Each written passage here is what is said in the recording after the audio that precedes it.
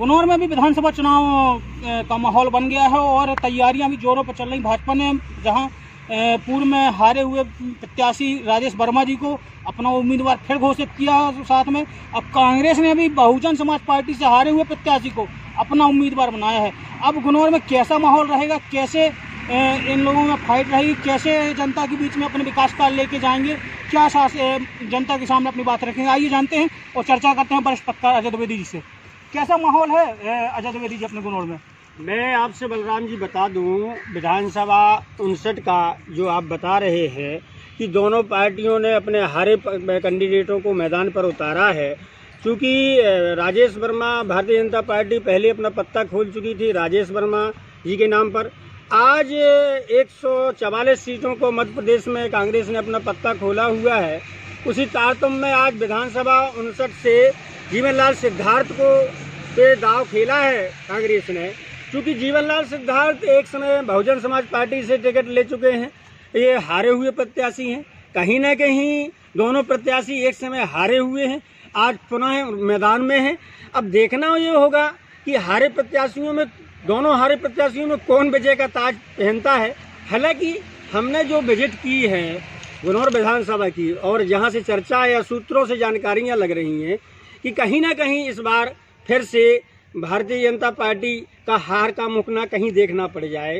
कांग्रेस इस समय, क्योंकि पूर्व में भी उसी राजेश वर्मा जी 1800 मतों से बागरी जी से, कांग्रेस प्रत्याशी बागरी जी से हारे हुए थे, और फिर अब पुनः कैंडिडेट कांग्रेस ने जो बदल दिया है जीवनलाल सिद्धार्थ के रूप में।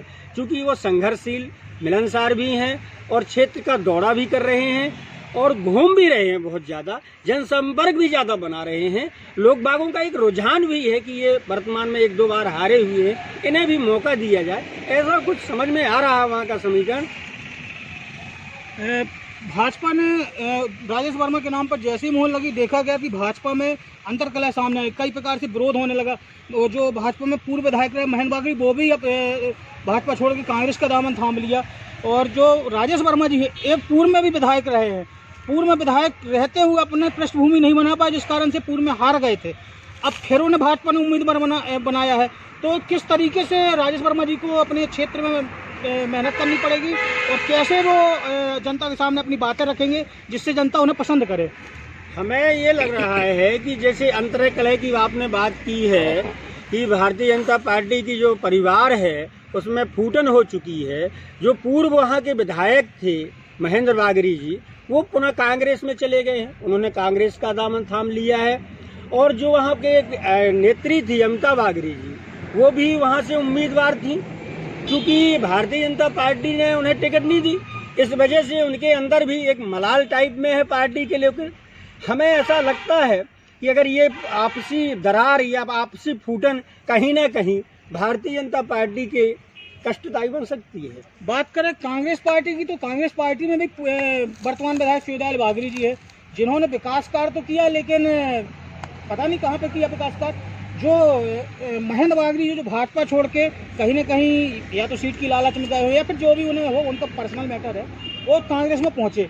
अब दोनों को टिकट न देकर एक नए कैंडिडेट को जो बहुजन समाज पार्टी से पहले से हार गए और अब जो उन्हें उम्मीदवार बनाया गया, किस मतलब उद्देश्य क्या रहा होगा उनका, जो अभी वर्तमान में दिख रहा है कि आखिर उनके ऊपर जिम्मेदारी दी गई है, तो जीवनलाल सिद्धार्थ किस तरीके से अपना क्या क्षेत्र में मेहनत करनी पड़ेगी? आपने जो कहा कि पार्टी में अपना दाव आजमा रही है, पार्टी चूँकि क्या है, नेताओं को सोच ऐसी रहती है कि जैसे एक बिजनेस टाइप में, कि हमें अगर इससे टिकट नहीं मिलती है, भारतीय जनता पार्टी हमें टिकट नहीं देती है, तो हम कांग्रेस का दामन थाम लेंगे, या कांग्रेस हमें टिकट दे देगी। अगर कांग्रेस टिकट नहीं दे रही है तो भारतीय जनता पार्टी का दामन थाम लेंगे। ये तो प्रक्रिया इनके अंदर चलती रहती है, ऐसा कुछ नहीं है।